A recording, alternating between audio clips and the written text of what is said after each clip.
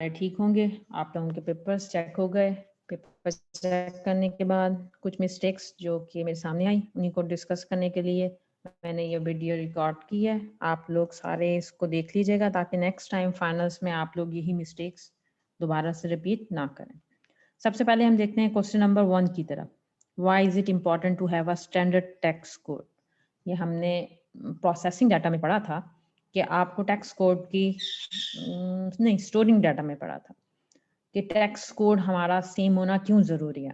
ठीक है, why is it important to have a standard tax code. ठीक है, स्टैंडर्ड का मतलब होता है कि एक चीज हर जगह अप्लाई की गई है, यूनिक नहीं का। यूनिक कुछ बच्चों ने इस क्वेश्चन को जब अटेम्प्ट किया है तो उन्होंने इसे लिखा हुआ है यूनिक टैक्स कोड। यूनिक का मतलब ये होता है कि अगर अली के पास चीज है तो वो उसकी अपनी है और वो एक डिफरेंट होगी। अगर कोई उस्मान है उसके पास एक अलग चीज है, वो अपनी जात में यूनिक है। स्टैंडर्ड का मतलब है कि अगर आप लोग जैसे कि आईफोन यूज कर रहे हो तो दोनों का मॉडल भी सेम है, उनके स्टैंडर्ड्स सेम है, उनके अंदर ऑपरेशंस सेम है, उनकी फंक्शनैलिटीज ऑलमोस्ट सेम होगी, यूनिक नहीं होगी। यूनिक का मतलब है कि आप लोग उसको सिर्फ, हो सकता है दोनों के पास मोबाइल हो लेकिन फीचर्स हर एक के अपने अपने यूनिक हो। तो कुछ बच्चों की ये मिस्टेक थी इस वाले क्वेश्चन में, तो उन लोगों के मार्क्स नहीं आएंगे।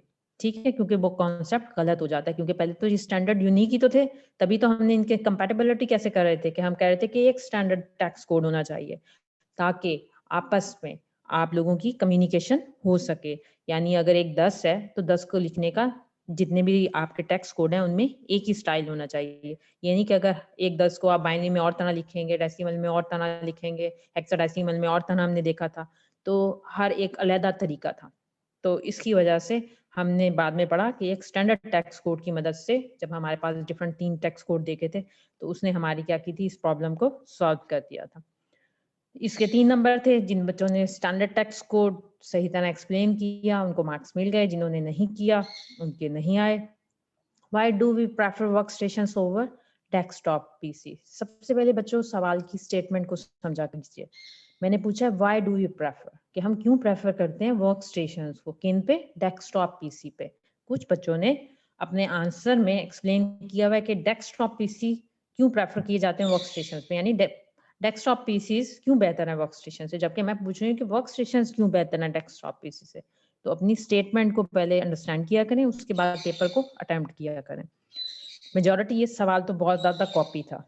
ठीक है, उसके बावजूद जिन बच्चों ने अटेम्प्ट किया उनको मार्क्स मिल गए, जिनका गलत है उनको नहीं मिलेंगे। क्वेश्चन नंबर 2 की तरफ जाते हैं। Why all in one devices are popular in home offices and small businesses among user? मैंने पूछा है why all in one devices, कि जो ऑल इन वन डिवाइसेस हैं वो आपके घरों में, दफ्तरों में और छोटे बिजनेसेस में यूजर्स के दरमियान क्यों मशहूर हैं, क्यों पॉपुलर हैं। ठीक है, इसमें अगर मेजॉरिटी बच्चों ने लिख दिया है yes devices, all in one devices are very popular in home offices and this and that, तो ये एक गलत आंसर है। आपको उसकी प्रॉपर रीजनिंग देनी थी, क्यों मशहूर है, क्यों के पीछे रीजंस दें, किस वजह से, किस लिए वो मशहूर हैं। जिन बच्चों ने प्रॉपर रीजनिंग दी है उनको आंसर मिला है, वरना मेजॉरिटी का ये सवाल गलत है क्योंकि उन्होंने इसे अटेम्प्ट ही नहीं किया, या इसके ऊपर इसी स्टेटमेंट को आपने रिफ्रेश किया और लिख दिया। ये बहुत ही इंपॉर्टेंट है, बहुत ही इंपॉर्टेंट है। तो बहुत ही इंपॉर्टेंट से बात नहीं चलती। सेकंड पार्ट की तरफ आते हैं। Convert this binary number this to decimal number this. Direct answer इसका 209 है। मेरे ख्याल से एक या दो बच्चों ने शायद किया हो, या एक ने किया।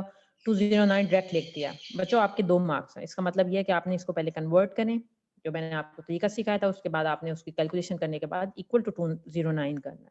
तो मेजॉरिटी का ठीक है ये सवाल, तो उनको पूरे नंबर मिले हैं। और जिन्होंने डायरेक्ट लिख दिया आंसर उसका 1 नंबर डिडक्ट कर दिया मैंने। क्वेश्चन नंबर 3 की तरफ आते हैं। How storage is different from memory? How storage is different from memory? Again statement को जब भी आप सवाल सॉल्व करने लगा करें, कम से कम 3 से 5 दफा जरूर पढ़ा करें कि आपकी स्टेटमेंट क्या क्या रही है। अब सवाल है हाउ स्टोरेज इज डिफरेंट, कि स्टोरेज किस तरह मुख्तलिफ है, किससे, मेमोरी से। मैं नहीं ये पूछ रही कि आप मुझे दोनों के डिफरेंसेस बताएं, मैं आप लोगों से नहीं पूछ रही कि मेमोरी किस तरह फर्क है स्टोरेज से। मैं ये पूछ रही कि स्टोरेज में क्या डिफरेंस है, किस तरह वो मुख्तलिफ है मेमोरी से। इसका मतलब है कि मैं स्टोरेज के बारे में पूछ रही हूँ, आपको जस्ट स्टोरेज के बारे में लिखना है। नंबर ऑफ स्टूडेंट्स ने मेमोरी और स्टोरेज दोनों के बारे में लिखा। अक्सर बच्चों ने मेमोरी की आगे भी टाइप्स के बारे में लिखा, रैम और रोम के बारे में लिखा। मैंने जस्ट स्टोरेज के बारे में लिखा था। 3 नंबर का सवाल था, तो इसका मतलब है आपको कम से कम 3 पॉइंट्स स्टोरेज के बारे में लिखने चाहिए थे। जिन बच्चों ने लिखे उन्हें मार्क्स मिले, वरना मेजॉरिटी के नंबर नहीं आए हैं इस सवाल में। क्यों? क्योंकि एक ही सवाल मैं दिखाऊंगी आप लोगों को, जो कि बहुत ज्यादा कॉपी किया गया था। तो उस कॉपी की बिना पे आप लोगों, क्योंकि उसमें पूरे पॉइंट्स भी कवर नहीं हो रहे, तो उसमें आपके मार्क्स डिडक्ट हुए। Which components are used to process data? Explain anyone. Which components? हमने इनसाइड द कंप्यूटर सिस्टम में भी पढ़ा था, हमने प्रोसेसिंग डाटा में भी पढ़ा था कि कौन से कंपोनेंट्स के जरिए आप अपनी डाटा की प्रोसेसिंग करवाते हैं। किसी एक को एक्सप्लेन करें। तो जिन बच्चों ने भी दोनों पॉइंट्स लिखे और किसी एक को एक्सप्लेन किया, उनको पूरे मार्क्स मिले। और जिन्होंने, अगर मेजॉरिटी ने पॉइंट को एक्सप्लेन कर दिया लेकिन पॉइंट्स मेंशन नहीं किए, तो उनके मार्क्स डिडक्ट किए गए। लास्ट क्वेश्चन की तरफ चलते हैं। Define the following terms. Sound card, ergonomics, mini computers, information plotters, सबने एक्सप्लेन किया। मेजॉरिटी का कॉपी था आपके इस पेपर में। जो majority terms, storage is different from memory, components थोड़ा कम, और जो है why do we prefer work stations, questions copy किए गए थे। तो अब हम चलते हैं पेपर की तरफ, देख लेते हैं कि कुछ बच्चों ने क्या क्या मिस्टेक्स की हुई हैं। जी, सबसे पहले हम देखते हैं how storage is different from memory. अब इस सवाल की तरफ आओ, तो मेजॉरिटी बच्चों का आंसर ये, memory refers to short term data but storage is a component with your computer that allows you to store and access data on a long term basis. Storage comes in the form of a solid state drive or a hard drive. ये जो paragraph था, ये इतना copy किया गया है।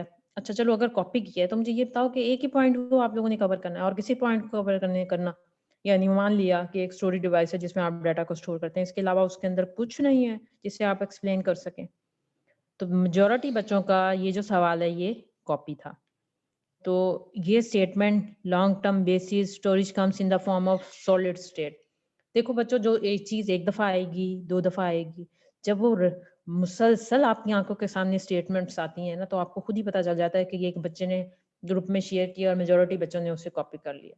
हर बच्चे के 90% बच्चों के पेपर में क्या था, अगर किसी ने अपना किया हुआ है, लेकिन कहीं ना कहीं कोई सवाल का पार्ट आप लोगों ने किसी दूसरे का उठाया हुआ है। ये चीज ठीक नहीं है। इस बार तो मैं ये हरकत इग्नोर कर रही हूँ, लेकिन नेक्स्ट टाइम मैं आप लोगों को सीरियस बता रही हूँ कि मैं आप लोगों को स्ट्रेट अवे 0 दूंगी उस क्वेश्चन में। मैंने ये लिहाज नहीं करना, मुझे नजर आ जाए कि आप लोगों की कॉपी स्टेटमेंट्स हैं। ये तो स्टेटमेंट मैंने, मेरे ख्याल से पता नहीं आप लोगों ने कहाँ से कॉपी की है, नेट से कहीं से उठाई है और आप लोगों ने इसे कॉपी किया है। तो ये चीज ठीक नहीं होती है कि आप लोग एक ही चीज बार बार कॉपी कर रहे होते हो। ठीक है, इसके बाद हम जाते हैं वर्क स्टेशन पीसी की तरफ। ये वाला क्वेश्चन जिस बच्चे ने एक्सप्लेन किया था वो ठीक है। आगे ये देखें, ये वाला एक सवाल था जो बहुत कॉपी किया था। PC has enough power to do something, इसमें तो फिर चेंजेस हैं। एक और मेरे पास पेपर था, उसके अंदर तो बहुत ज्यादा ही कॉपी किया गया है।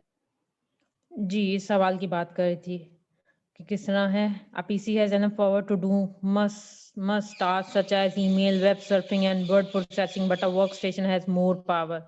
मेजॉरिटी बच्चों ने इस सवाल को इतना कॉपी किया है कि जिसकी इंतहा नहीं। तो बेटा, मैंने आप लोगों को हमेशा क्लास में यही कहा है कि किसी ने रट्टा नहीं लगाना। रट्टा लगाने का मतलब ये है कि आप लोग रट्टा नहीं लगाएंगे ताकि आप लोग एक दूसरे की कॉपी ना कर सकें।